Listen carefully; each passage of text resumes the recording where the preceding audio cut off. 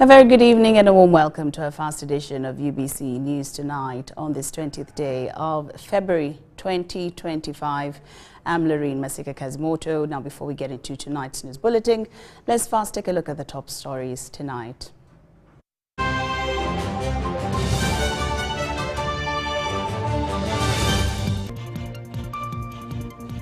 In our top stories tonight, Museveni commissions essential drug manufacturing factory in Namamve.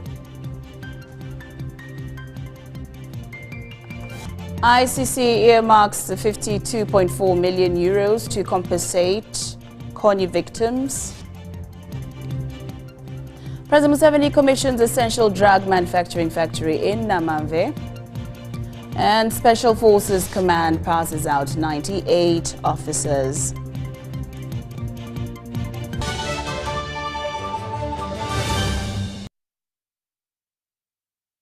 Good evening once again. I'm Lauryn Masika Kazimoto and my colleague in sign language, Muhammad Mugalu, on sign language. We do welcome you to this news bulletin, and we start off with the first story this evening. The Chancellor of St. Lawrence University, also the Vice President of Uganda, retired Major Jessica Alupo, has urged higher institutions of learning to embrace artificial intelligence, a mandatory requirement in the education sector for a holistic and bright future.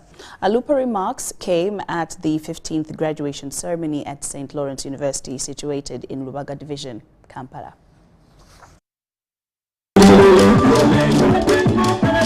The day's celebrations were earmarked by a procession that led to the university's 15th graduation, where over 520 students graduated in different doctrines with certificate of recognition, diplomas, and degree, among other disciplines. The academic staff, with the Chancellor, the university. While presiding over the function, the Chancellor St. Lawrence University, also the Vice President of Uganda, retired Major Jessica Alupo, urged government and public institutions of learning to embrace and adopt the growing trend of artificial intelligence. The theme of today, i.e., embracing artificial intelligence in contemporary higher education. St. Lawrence University's niche is for ICT and entrepreneurship, which aligns well with this graduation's theme, embracing artificial intelligence in contemporary higher education. The theme of our ceremony is a crucial consideration for our future success and the future of our institution. Alupo implored the Russian ambassador's good working relationships with St. Lawrence University, which created a partnership with Russia's Reno University that will support and necessitate the transformative power of AI to pursue education. And I specifically would like to thank His Excellency, the Ambassador of Russia to Uganda, for allowing our university to partner with universities in your great country. The keynote speaker, also the Executive Director of Uganda Communications Commission, Nyombi Thembo, made government's commitment to enhancing the use of AI by bridging the gaps, making internet accessible, affordable, and reliable countrywide. Look at personalized learning. AI-powered tutoring systems can provide students with additional support by recommending lessons and resources that mirror a student's progress. UCC, through its school ICT laboratories, can provide the infrastructure required for hosting AI-powered tools.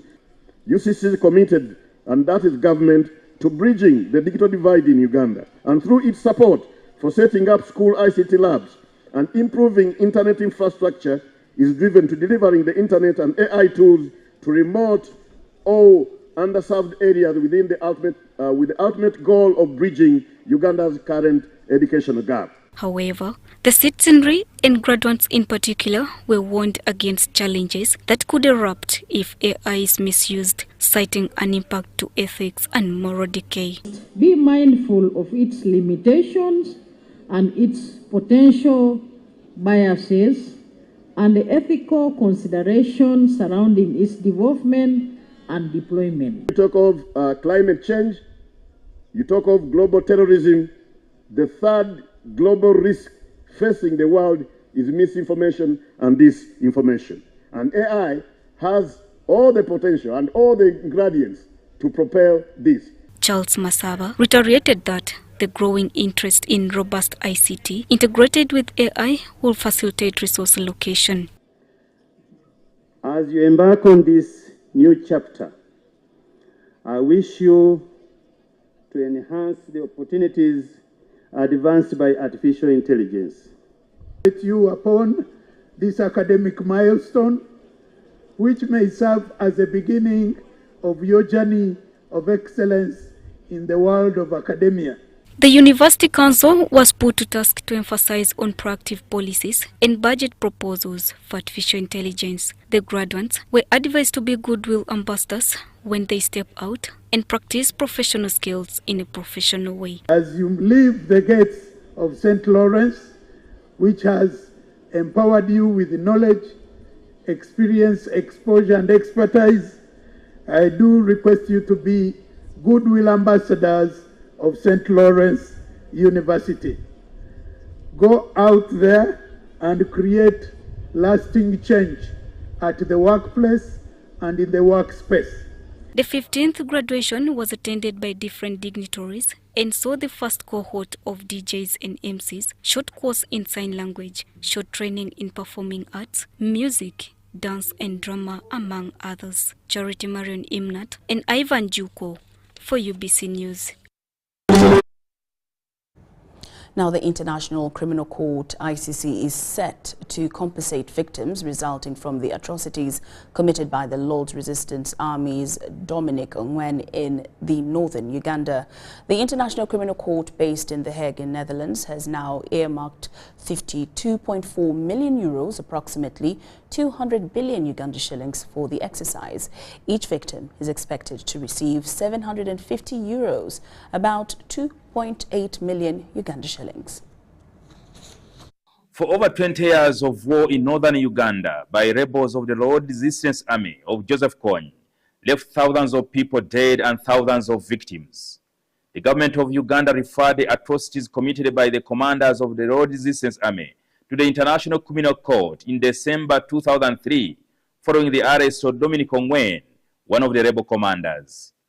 In February 2021, the International Criminal Court found Dominic Ongwen guilty of 61 crimes against humanity, war crimes that included sexual crimes, torture, murder, attempted murder, attacks against civilians, persecution, and destruction of property. This morning, officials from the Trust Fund of the International Criminal Court made the Undersecretary in charge of Pacification and Development, Robert Semogerere, in the office of the Prime Minister to brief them on the ongoing process of compensation of 49,772 victims in northern Uganda. I want to thank every one of you who is here. It shows the commitment that we have and the desire to see that the victims of insurgency, especially in northern Uganda, are addressed very well to the logical conclusion.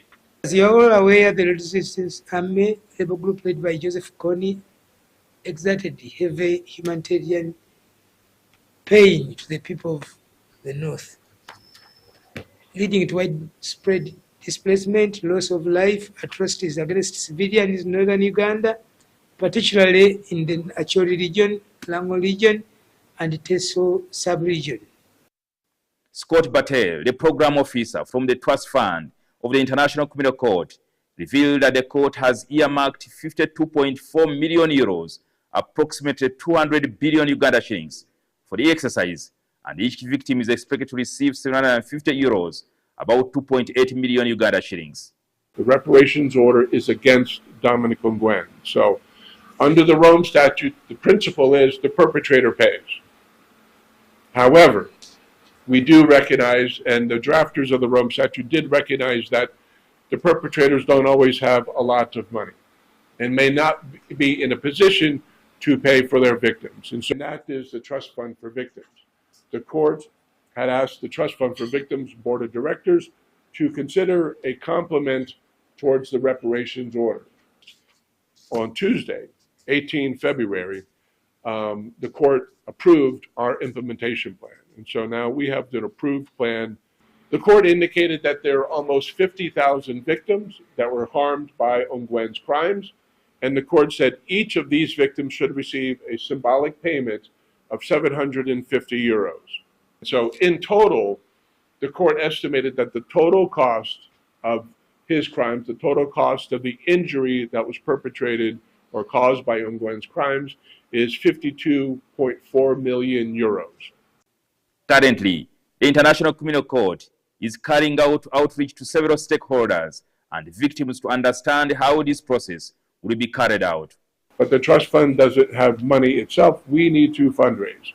We have to go to donor governments, we have to go to foundations and other institutions to mobilize and to fundraise on behalf of the reparations order. And so that is what we have been engaged with. This week, there are 2 members of parliament who have called me already. They expressing concern that you have supplied forms, that their electorates have started approaching them, that they are hearing that forms are moving around. And some of them believe that they are the parents who died, who were massacred, and they have not received forms. So already, as he says, already we have started receiving challenging feedback from the communities. To make very clear what is happening, by who is eligible, to be very open with the public and tell them you are not eligible for this, but you are eligible for that. Because otherwise what's going to happen is we're going to end up with additional lawsuits. And I think the Attorney General's chambers can tell you that that's what usually happens. I was left out, I go to court, we spend a lot of time in litigation, and that's very costly. We are using radio, spot messages, extensive campaigns and engagement in the communities to not only unpack the reparation order, but to address the various proceedings that are entailed in the order and the actors that are coming in to engage them. Out of the 52.8 million euros, the government of Uganda is also expected to make her contribution. The Special Forces Command has passed out 98 officers who completed a 6-month training in Nakasongola. These officers successfully completed the course designed to challenge and expand tactical and leadership skills of the officers. The Special Forces Commander, Major General David Mugisha, cautioned officers against sectarianism and corruption while commending the CDF's role in strengthening the effectiveness of the UPDF through training. Tony Ken Cheze does report.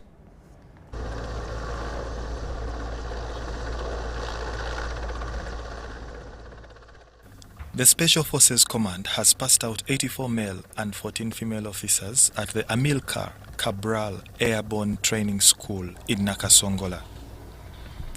These officers completed a 6-month subunit commander's course. The SFC commander, Major General David Mugisha, emphasized that a competent force requires training, which is a backbone of the military. Allow me to thank Special Forces Command leadership for your steady commitment you have always demonstrated in the course of training our personnel. Your dedication to enhancing combat readiness ensures that we remain prepared to defend our nation at all costs. Through your leadership, guidance, and investment in rigorous training programs, you have equipped our troops with the skills, discipline, resilience necessary to meet any challenge. Major General Mugisha highlighted the President's vision of transforming training schools into centers of excellence while also cautioning officers against sectarianism and corruption. As you prepare to leave this prestigious school and take on new responsibilities and roles, ladies and gentlemen gathered here tonight, remember that Special Force plays a critical role in national security, defense, and specialized military operations. And it is against this background that I urge you to always remember the core values that you have guided and shaped you to reach this far. Lieutenant Colonel Mickey Paul Lokut, the SFC Director of Training and Doctrine, says that the subunit commander's course prepares young officers for Special Forces operations. So we made sure that the package is inclusive and gives them a window to see what they would have done in Special Forces qualification course. So it enables them to communicate effectively with those other soldiers who have done a one-year course in terms of really the language, command language, in terms of their daily interaction in the unit, and when they are advising or guiding them. So it's been very important for them to complete this course. The commandant of the school, Major Richard Mukwaya, honored the graduates' resilience and teamwork during the training. So over the past month, we have witnessed the exceptional display of commitment and professionalism from all participants. The course has been designed to challenge you to expand your tactical and leadership skills and to prepare you for complexities in modern military operations. The best performing officers were recognized, and these included Second Lieutenant Matthew Ikondere, Best Overall, Lieutenant Gordon Andama, Best in Leadership, Second Lieutenant Vivina Praise Asasira, Best Female, Lieutenant Ibrahim Loyimbazi, Best in Field, and Second Lieutenant Raymond Tumusime, Best in Academics.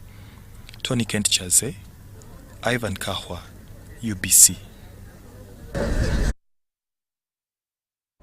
Now to a top headlining story this evening. President Yoweri Museveni has affirmed government's commitment towards supporting investors to promote industrialization for economic development. Museveni describes tax incentives as a calculated move meant to promote industrialization and promote manufacturing. Now this, he said, while commissioning an essential drug manufacturing factory at Namamve Industrial Park on the outskirts of Kampala. Take a look. Protocol is guiding, but I think, Patricia, yes, from UDP. The decisions we made ahead of free land. Why do you have to sell land to manufacturers? The land is not for sale. What we want is for you to produce a product which we need here and which is needed maybe outside also.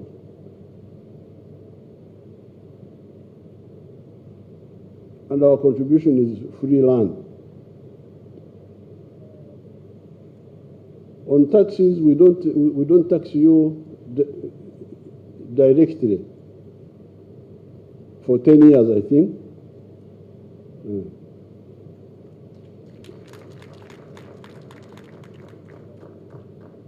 But the government gets taxes indirectly. With medicine, we may not get taxes, but if it is a manufacturer like for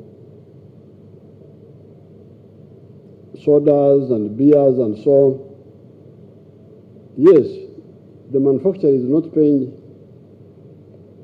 income tax or what they call corporation tax. But the beer he produces, you Ugandans, you like beer. So in the evening, you are all in the bars, getting drunk, and there is a tax on every bottle. So I get the tax, but indirectly, not directly, from you. Meanwhile, the manufacturer is moving well. So all these policies are well analyzed. There is no guesswork. It is all deliberate and it is positive. Now, on the issue of the electricity, we are going to sort it out. The problem was Bujagari, which has a high cost, but all the other government power stations produce cheap electricity. But we shall sort it out with time. Now, the road we are talking about, I was not aware of it. Now that you have told me, we are going to work on it. But you have done quality assurance, and you are sure about them. So I have nothing but now for Ojangole, thank you for doing your work, because this is what you are supposed to do. The money is from the government. You on-lend it to our people. They create wealth and they pay back. And then you lend to others. We shall continue putting more money in UDB so that it can lend to other people. The Deputy Attorney General, Kafuzi Jackson, has told Parliament that all files that were under court-martial have been transferred to the DPP as directed by the Supreme Court. Now, this is in response to the recent Supreme Court ruling disqualifying the court-martial from trying civilians. The onus is now left with the DPP to sanction the respective files. Accordingly, now Kafuzi's statements sparked mixed reactions as some MPs have continued to object the procedure of the implementation of the Supreme Court judgment. Parliament resumed business on Thursday amid continued mixed reactions on the interpretation and implementation of the recent Supreme Court ruling. Some MPs reminded the Speaker of Parliament, Anita Among. We're barred from focusing on, discussing court proceedings. I don't think human dignity or human heart bars anybody in this house, including yourself, Madam Speaker. Do not sit in this seat, in this house, and start directing a court on what to do. We did our part. Everybody knows the health of doctor, and if somebody cannot see, then that is not Parliament. The MPs objected the continued trial of Dr. Kizza Besigye after High Court Judge Douglas Singiza on Wednesday sent Besigye and co-accused Obedi Rutale back to prison amid poor health condition. Dr. Besigye appeared yesterday in court on another issue, and it was on an application made by his lawyers about a different thing. As we speak now, Madam Speaker, Dr. Besigye has not been charged or arraigned before any court, as we Parliament had intended. The Member of Parliament for Bujiri Municipality, Asuman Basalira, wanted a status report pursuant of what Parliament had agreed on Tuesday regarding Dr. Besigye's health. Attorney General, since there were commitments and undertakings made on the floor, wouldn't it be better for you to come and update this House on the status report or progress of the commitments and undertakings that we took with the Deputy Attorney General, Kafuzi Jackson, responded, but distancing himself from a matter considered sub judice. And I believe the prayer that my colleagues across the aisle had always been pressing for was that Besigye be produced before a civilian court. That was done yesterday. 28 is very clear. The independence of the courts. And so we cannot order court to do anything. Kafuzi, however, told the House that the respective files from the court-martial have been transferred to the DPP accordingly. When Dr. Besigye appeared, the judge said this man is too sick, he can't even sit here for 30 minutes. Let him go back to prison. Today, he could not even make it to court in another court at Uganda Road, and the magistrate had to step trial for 2 months because he cannot appear in court. Yesterday, he was able to be there for 20 minutes. Today, he could not appear. So for somebody to say, let the technocrats go and look at the files when somebody is dying in prison, I mean, how human can we be? Once the DPP receives a file, the DPP is supposed to read the facts on the file And if the DPP is convinced that the facts and evidence reveal. Now, the Prime Minister of the nation of Belarus, His Excellency Roman Alexandrovich Golochenko, has just arrived into the country for a 2-day state visit. Now, His Excellency and his delegation is being welcomed by the Prime Minister Robina Nabanja. Now, during his visit in Uganda, the visiting Prime Minister, His Excellency Roman Golochenko, will have a one-on-one meeting with the President, Yoweri Museveni, and while the members of the delegation of Belarus will hold talks with their counterparts as well.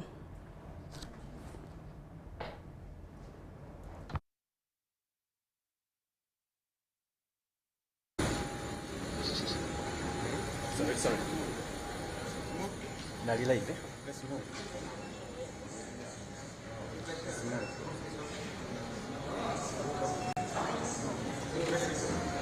You're going to the road.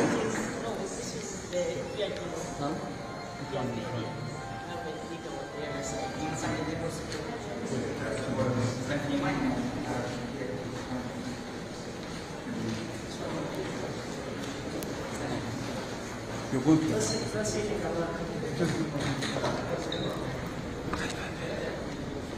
So let's move. Let's see.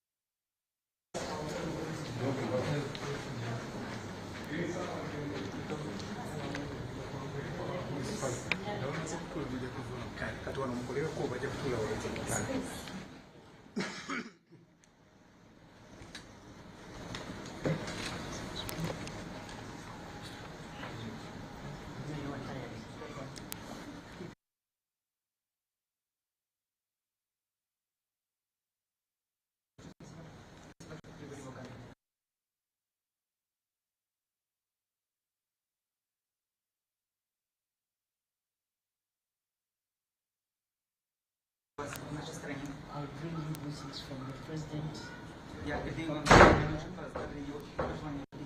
Who is your host? I thank you for accepting. Uganda is a peaceful country.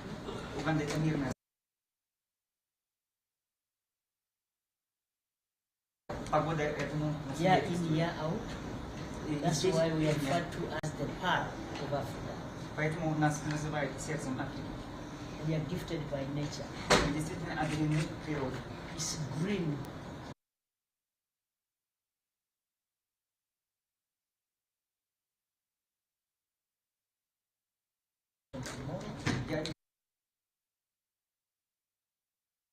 A number of MOUs to be signed tomorrow. My president is waiting to welcome you at State House tomorrow. Непосредственно президент будет приветствовать и принимать вас завтра. I know you have spent 11 hours. В полете. Thank you so much for coming. Большое спасибо, что прибыли сегодня. Спасибо, госпожа премьер.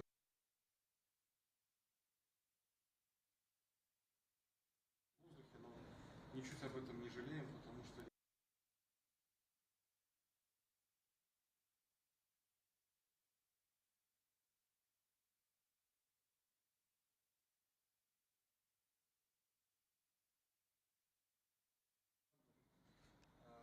прошло 25.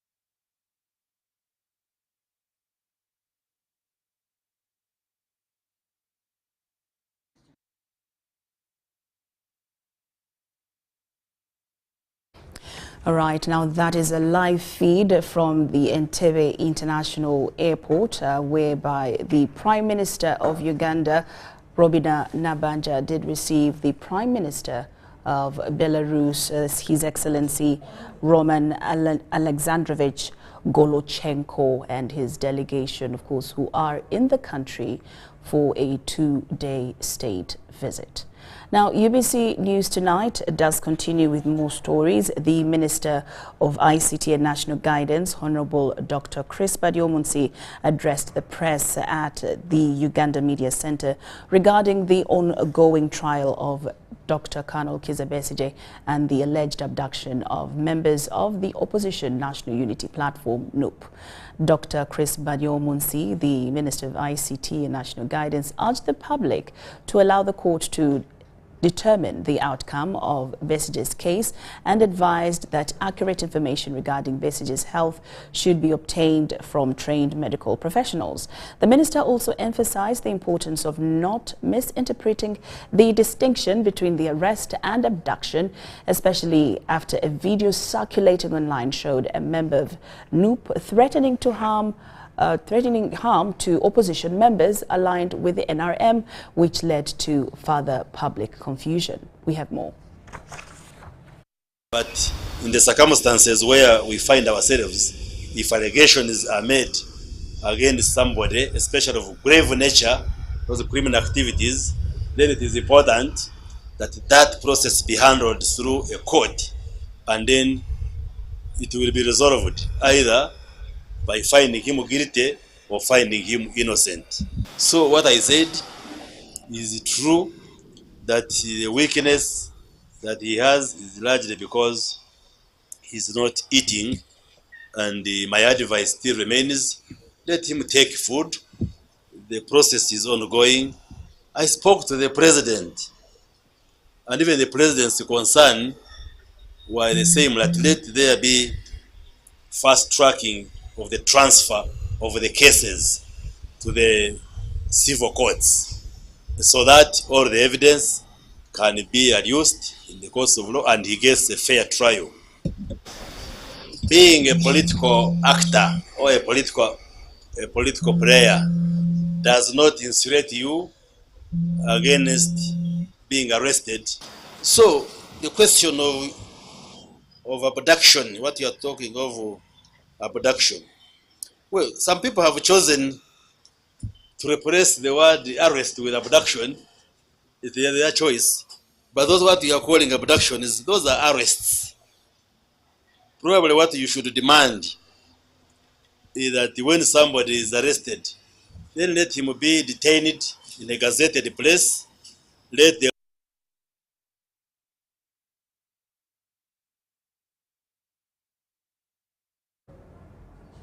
UBC News Tonight. Now, Minister for Justice and Constitutional Affairs, Norbert Mao, is concerned about the current state of rule of law associated with abuse to human rights violations and alleged political prosecution, and appeals to the law enforcers to act lawfully.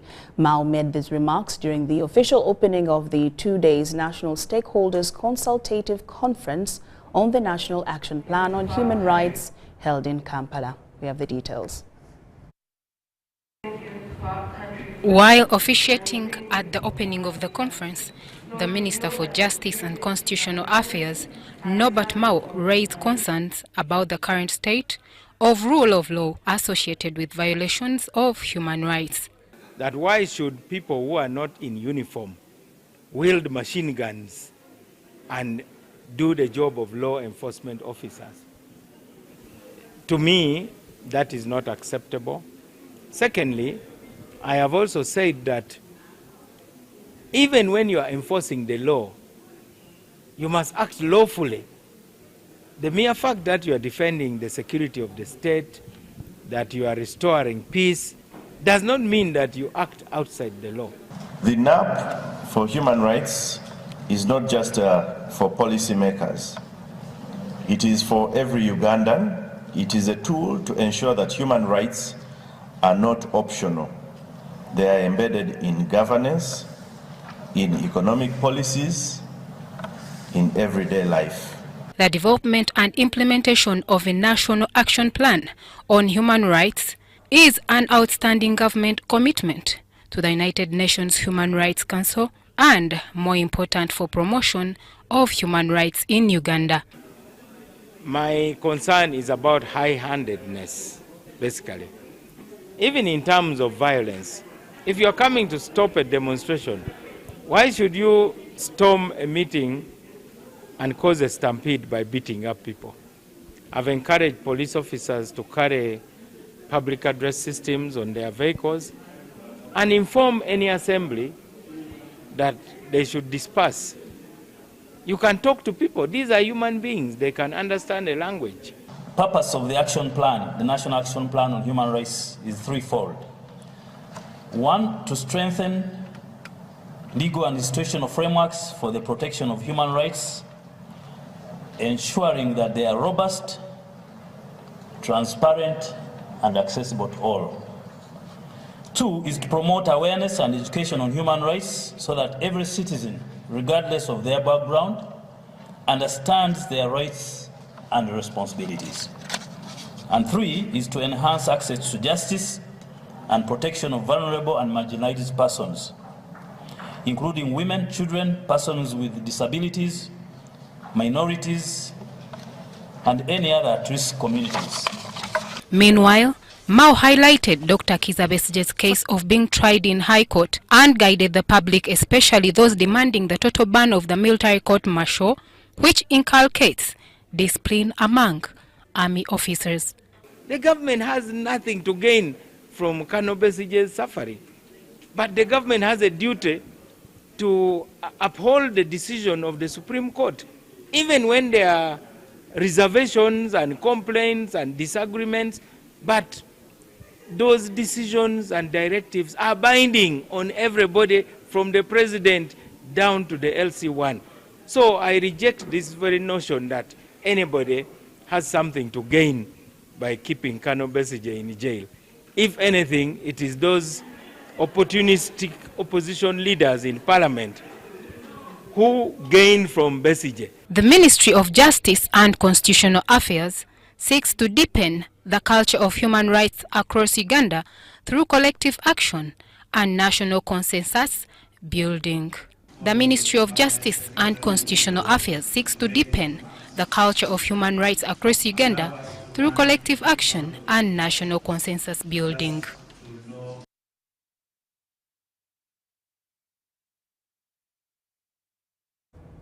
UBC News Tonight takes a very short break, but return with more stories after these messages.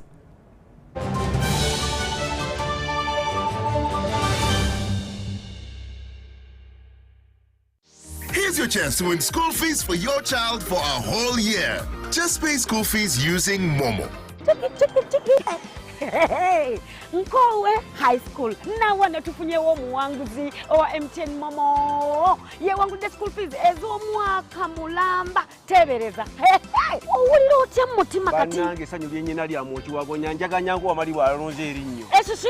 Njani awangula school fees. Eza Momo. Eza Momo. Ezo mwaka mulamba. Mwaka mulamba ndi musanyu. Oh my goodness. Banange MTN mwenye yanza ne yanze. Wanje? Mwebale nnyo mwebalire ddala. Kubiriza muzadde munange yonna joli. Wallahi sasulia school fees for Momo Pay. Dial *165 *80 hash. Select option 2 for school pay. Select option 1 to pay school fees. Enter the student number and amount and approve the transaction.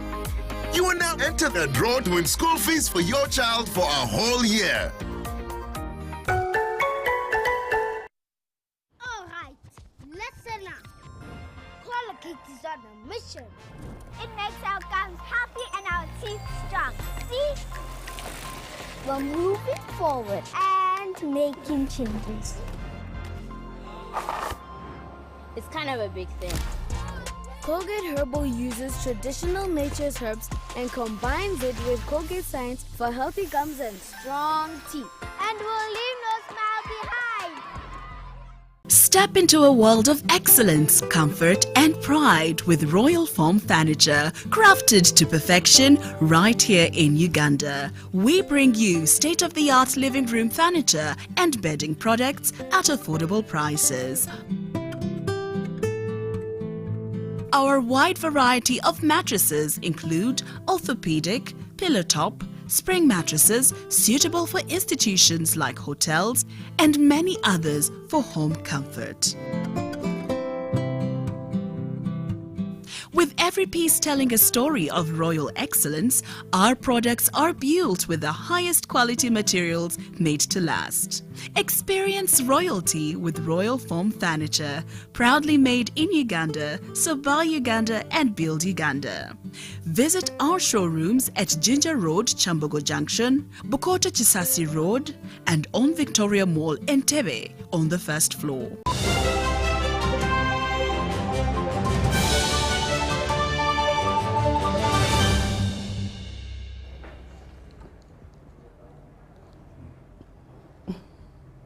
Welcome back from that break. Now in more news this evening, from the 2024 crime report, the police managed to apprehend several suspects with the help of sniffer dogs. Now over 15,000 arrests were made, more than 5,000 suspects were taken to court, and 6,000 exhibits were recovered. The same report revealed 8 cases of drug trafficking and an 8% increase in marine crime. Ivan Kahwa breaks down the figures. The just-released 2024 crime report revealed that the Uganda Police Force K9 unit tracked 9,899 cases, with 1,902 cases handled in May, the highest for the year. In 2024, 15,579 arrests were made, compared to 16,341 in 2023. Of those arrested, 13,409 were male adults, 1,354 were female adults, 743 were male juveniles, and 73 were female juveniles. A total of 5,520 of the suspects were taken to court, with 6,920 exhibits recovered, compared to 6,554 in 2023. Overall, there was a reduction in the tracking of cases, a decrease in arrests, and an increase in exhibits recovered. The performance of the K9 unit has been enhanced with the operationalization of a breeding and training program for dogs, including deploying 2 sniffer dogs at every police station nationwide. In 2024, Interpol intercepted 7 drug traffickers, including 2 cases of cocaine, 2 cases of methamphetamine, and 1 case of opium. The suspects included 5 males and 3 females. 4 suspects were sentenced to fines of 10 to 20 million shillings. 1 case was dismissed and 1 case is still pending. Marine crimes registered an increase of 8%, with 190 offences in 2024, compared to 176 in 2023. Of these, 119 cases were related to drowning, 34 cases involved robbery on the water, and 6 cases were each related to armed robbery and boat capsizing. The report indicates that the majority of the cases occurred on Lake Victoria, with 130 incidents, followed by Lake Albert with 17 and Lake Choga with 14. A total of 152 males and 26 females died, while 130 people were rescued. Ivan Kahwa, UBC News. Now, President Museveni, who is also the Commander-in-Chief of the Uganda People's Defence Forces, has attributed the success of the army to their commitment to a just cause aimed at transforming Uganda. Now, according to the President, UPDF's Pan-Africanist focus on prosperity for all and achieving strategic security for Uganda and Africa has been key to its strength. The President, who is accompanied by the First Lady, who is also the Minister of Education and Sports, Mama Janet Museveni, at the 14th Annual Tarehe Sita Thanksgiving Service ceremony of the UPDF at the UPDF headquarters in Mbuya, Kampala. Now, at the event, held under the theme, God's Army Serves the People and Will Always Be a Beacon of Hope, the Commander-in-Chief emphasized that the UPDF's focus on social economic transformation has been essential to its evolution into a capable and efficient force, playing a pivotal role in ensuring Uganda's security to cause prosperity to all Ugandans, irrespective of their backgrounds. Drawing evidence from the story of David in the Bible, who transitioned from a shepherd to a king, President Yoweri Museveni illustrated the unexpected paths individuals may take in life, including many UPDF officers who found themselves in roles they never anticipated but have since performed diligently to further the NRM's vision and mission.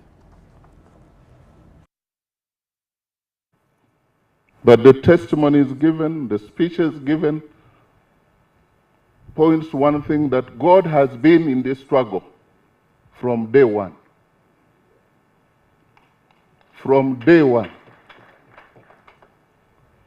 I actually wonder sometimes those who are trying to oppose us and oppose you, whether they are also praying to the same God.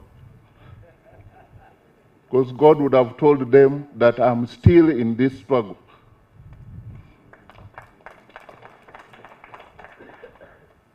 I have heard of stories that during the struggle, Your Excellency, those who are pursuing you, that you would turn into a cat. It takes God to change nature. There is nothing short of that.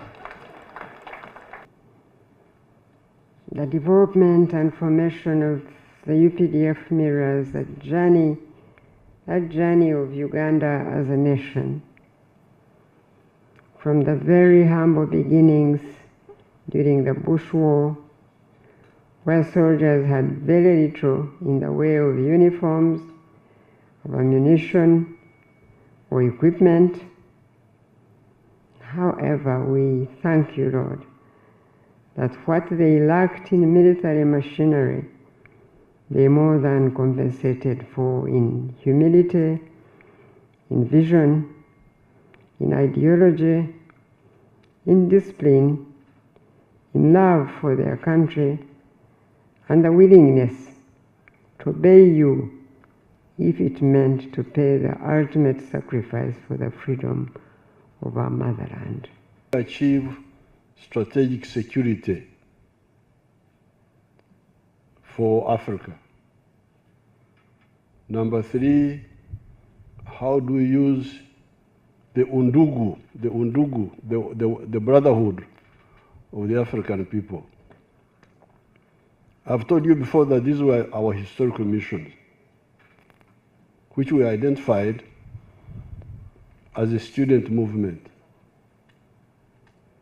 And because of those, that's how we go to the ideological principles we talk about. If you are going to create prosperity for the Ugandans, can you believe in sectarianism and you still achieve prosperity? And our answer was no, you can't, because I've been telling you many times that the Banyankore are cattle keepers, they are people of crops, they produce milk, they produce beef, they produce bananas, but they don't easily buy from one another.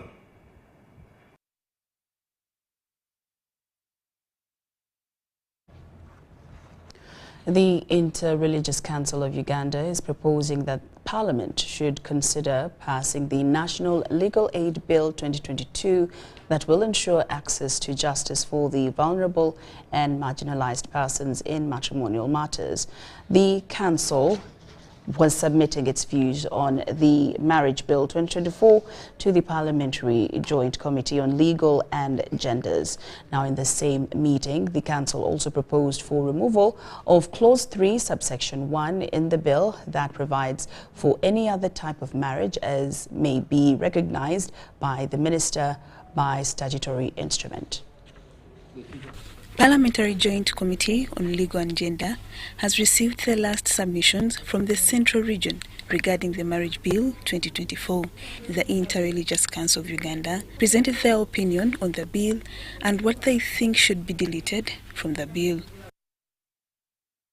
The Inter-Religious Council of Uganda has proposed that Parliament should consider passing the National Legal Aid Bill that will ensure access to justice for the vulnerable and marginalized persons in matrimonial matters. The rationale for this is that the exclusion of inherited and past ancestral property from the definition of matrimonial property may jeopardize the security of thousands of women and even men on land. Clause 3, subsection 1 in the Marriage Bill provides for any other type of marriage as may be recognized by the minister by statutory instrument. This, according to the Interreligious Council of Uganda, should be deleted because it empowers the line minister to create new forms of marriages. Delegated legislation envisioned by Parliament on formation of new forms of marriage may be potentially abused, and the minister may go beyond the intended scope or purpose of the bill.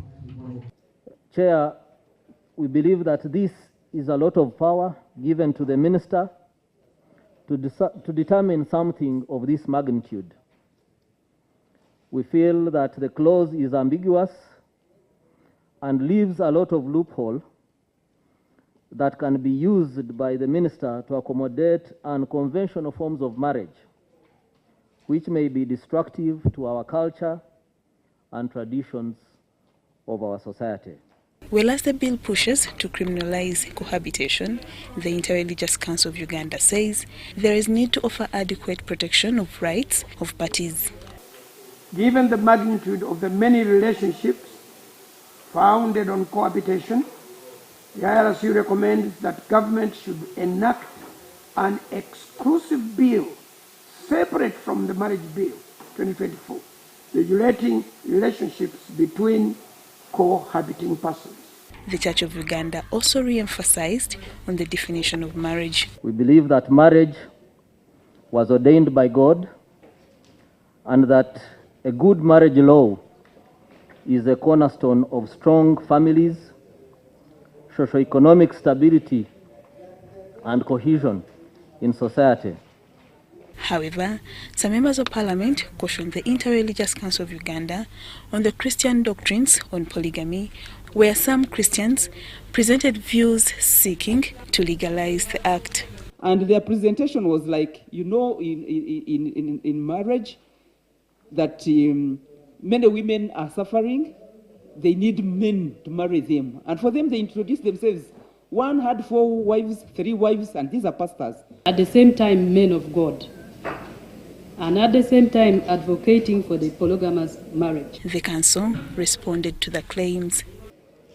Our desire as IRCU is to give civil marriages and Christian marriages a chance to stay in their original form, monogamous.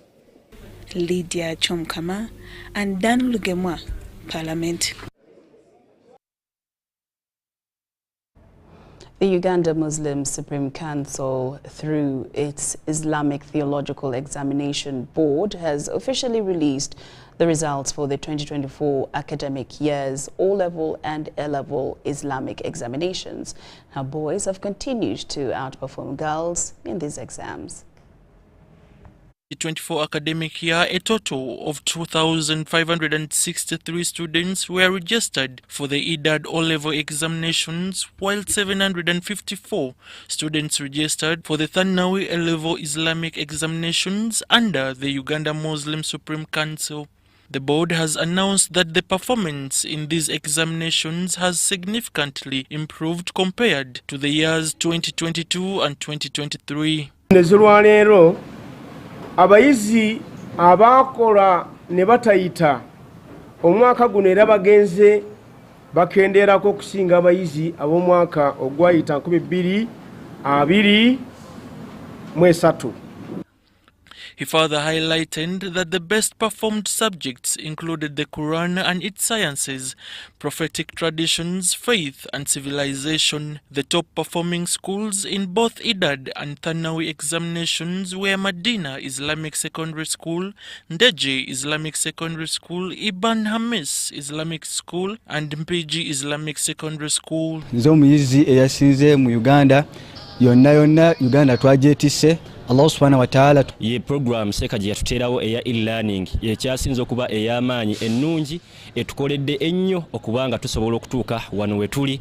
Speaking on behalf of the Muft during the release, Deputy Mufti Sheikh Haruna Bukenya expressed his gratitude to the board for the significant progress made in recent years, particularly when compared to the past decades when individual schools set their own examinations.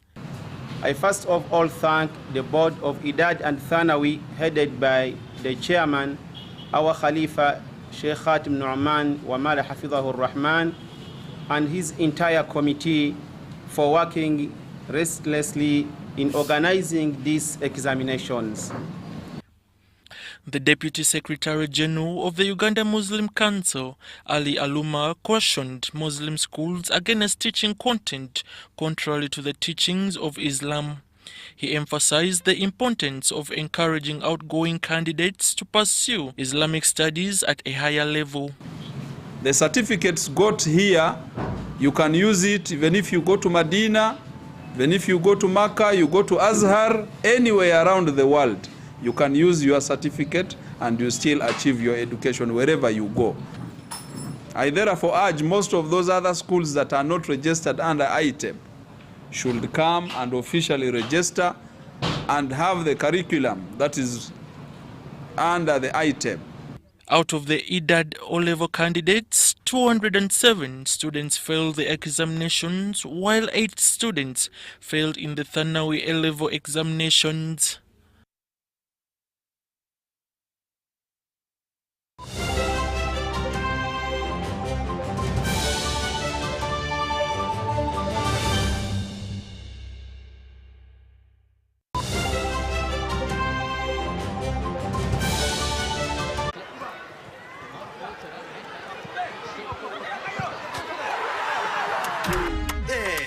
Osmosis again. Osmosis tried to pay. Money wasn't enough. He checked every pocket. Money wasn't enough. Osi, we're sorting it. With the momo, we're sorting it. Osmosis checked again. Money still not enough. He looked everywhere. Hey, but Chief, what is going on? Osi, we're sorting it.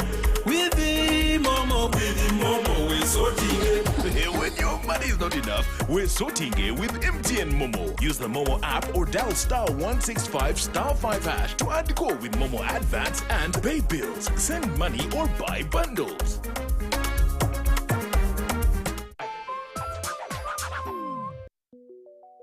Government of Uganda presents Post Buses in Uganda, operated by Posta Uganda. We specialize in professional transport, courier and vehicle hire services across Uganda. Our routes include Kampala Masaka Mbarara Kabale Chisoro, Kampala Mukono Jinja Mbale via Tirinyi Road Soroti Lira, and Kampala Luwero Kamudini Gulu Kitgum. Our main offices are located at the Post Office Head Office on Kampala Road, with booking services available at counters 23 and 24 at the General Post Office. You can also book at designated district post offices along our routes. For inquiries or bookings, please contact us on 0751 684 184. Posta Uganda. We deliver trust.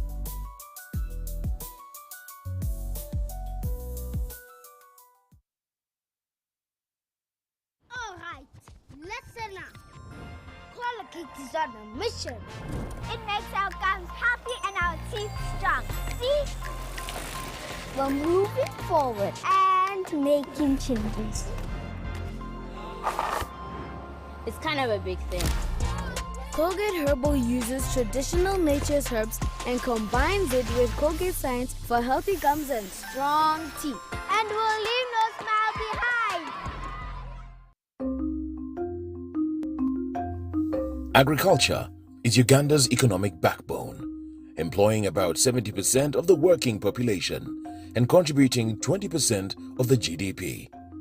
As the world becomes a digital global village, ICT has proven to increase productivity in the agricultural value chain. UPDF, through its Strategic Plan 3, recognizes the importance of access and usage of ICT-based tools, information and knowledge for farmers by providing them the needed skills to live, learn, work and participate in a digital society. We came up with a project which we took to UPDF, and we're happy that UPDF supported it. That project is called ICT for Farmers. What do we get from ICT for Farmers? We managed to skill up to 100,000 farmers.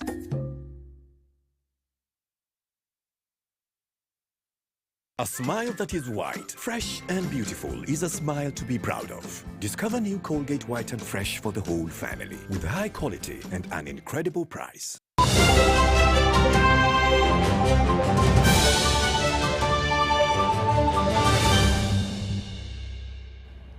Welcome back from that break, and now into the business scene. The political economic unrest in the East African region is hurting Uganda's manufacturing sector, says Dr. Ezra Rubanda, the Executive Director, Uganda Manufacturing Association. Now, Uganda Manufacturing Association cites trade barriers between the security unrest in the Democratic Republic of Congo as some of the challenges that the entity is grappling with. Uganda Manufacturers Association has raised concerns about the unrest in the region that manifests economically and politically. We have countries that they are still not safe allowing some of our products into their markets, but we are not retaliating. The government position has always been clear: engage them for constructive discussions. If traders can't cross, or if traders have been unable to take deliveries, it means that sales stall, and then we are not able to business. Your market is closed off. The market for Uganda is no longer looked at as Ugandan market; it's a regional market. And Congo, for some of our basic use products, is our biggest market and a market that we are still looking into. So these fears were raised on the sidelines of a meeting between Uganda National Bureau of Standards and Uganda Manufacturers Association on issues of standards, export promotion, import substitution, and the National Development Plan 4, whose aim is to grow the economy tenfold. In all those priority sectors, we cannot talk of meaningful growth without manufacturing.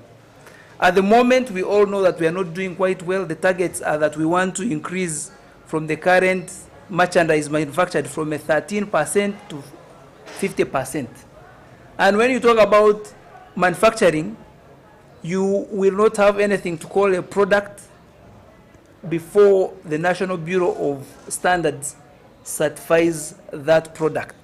Through building synergies, the two entities are hoping to tackle the perennial standards challenges that affect the country's export capacity, but also the capacity to exhaust the domestic market.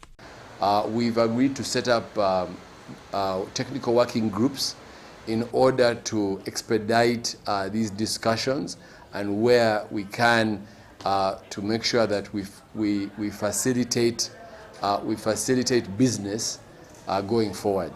So this meeting was largely to make sure that we have a collaborative framework where, as institutions, we make sure we are responsive to the needs of industry.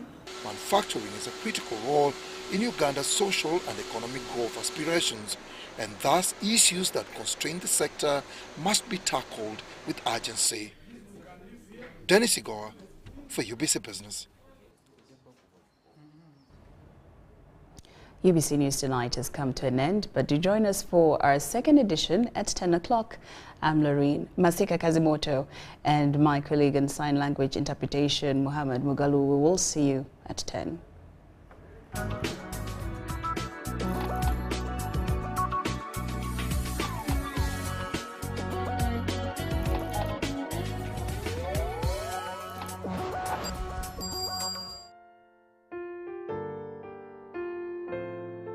Barrier program for the late Dr. Jotham Mugisha Bahinguza. Thursday, 20th February 2025, last preparation meeting at Hotel Africana at 5:30 p.m. Sunday, 23rd February 2025, body arrives in Uganda from UK. Sunday, 23rd February 2025, vigil at Honorable